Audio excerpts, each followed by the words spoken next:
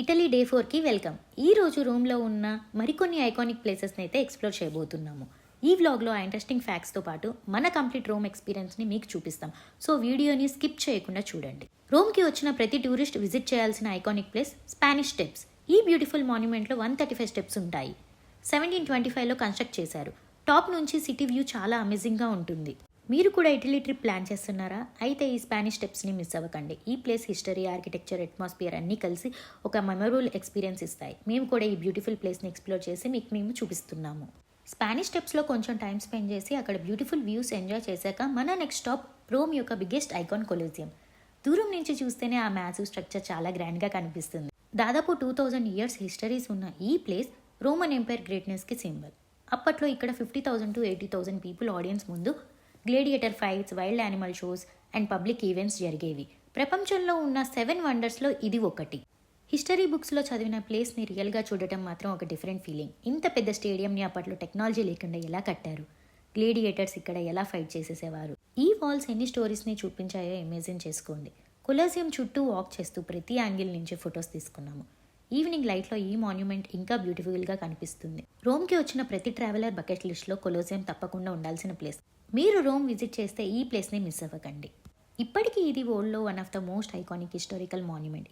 కొలోసియంని explore చేసి హిస్టరీని enjoy చేశాక మాకు బాగా ఆకలయ్యింది. కాబట్టి అక్కడే నియర్ బై ఒక రెస్టారెంట్కి వెళ్ళి ఇటాలియన్ పిజ్జా అయితే టేస్ట్ చేశాము. పిజ్జాతో పాటు ఫ్రెష్ లెమన్ జ్యూస్ కూడా ట్రై చేశాము.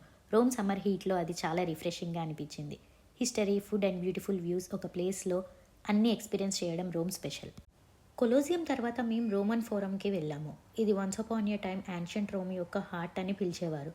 దాదాపు 2000 ఇయర్స్ క్రితం ఇక్కడే Roman empire politics, business, festivals and public meetings జరిగేవి. ఇమాజిన్ చేయండి, దాదాపు 2000 ఇయర్స్ క్రితం ఇదే ప్లేస్ రోమన్ ఎంపైర్కి హార్ట్. ఇక్కడే Kings, senators and common people కలిసి ఇంపార్టెంట్ డెసిషన్స్ తీసుకునేవారు. Business, celebrations and public speeches అన్నీ ఇక్కడే జరిగేవి. ఈ బ్రోకెన్ పిల్లర్స్ని చూస్తుంటే ఒకప్పుడు ఎంత గ్రాండ్ సిటీ ఉండేదో అర్థమవుతుంది. హిస్టరీ బుక్స్లో చదివిన యాన్షియంట్ రోమ్ని రియల్గా మన కళ్ళతో చూడడం మాత్రం నెక్స్ట్ లెవెల్ ఎక్స్పీరియన్స్. ప్రతి స్టోన్కి ఒక స్టోరీ ఉంది అనిపించింది. రోమన్ ఫారంలో వాక్ చేస్తుంటే టైం ట్రావెల్ చేసినట్టు ఫీల్ వచ్చింది. Thousands of years old architecture ఇప్పటికీ ఇలా ప్రిజర్వ్ చేసి ఉండడం చాలా సర్ప్రైజింగ్. హిస్టరీ లవర్స్కి ఇది హెవెన్ లాంటిది.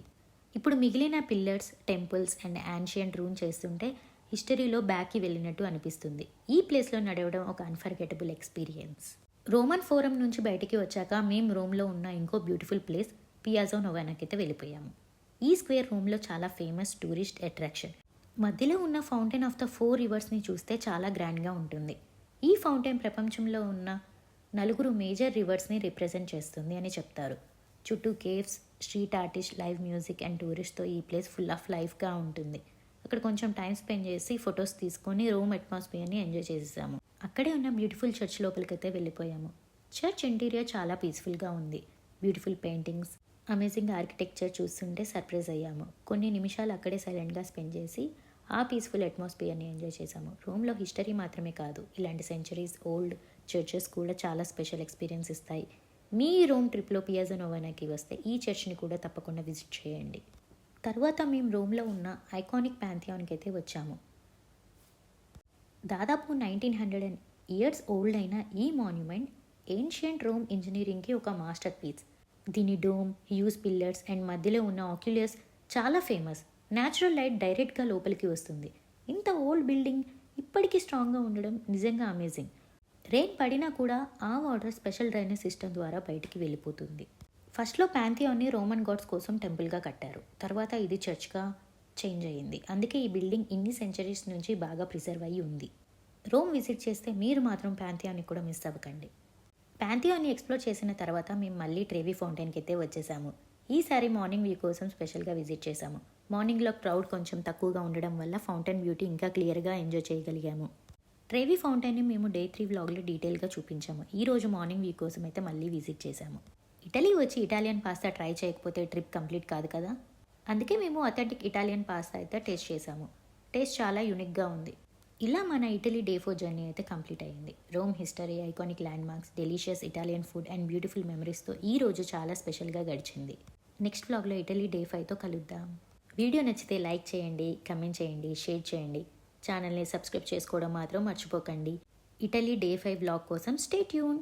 Bye everyone.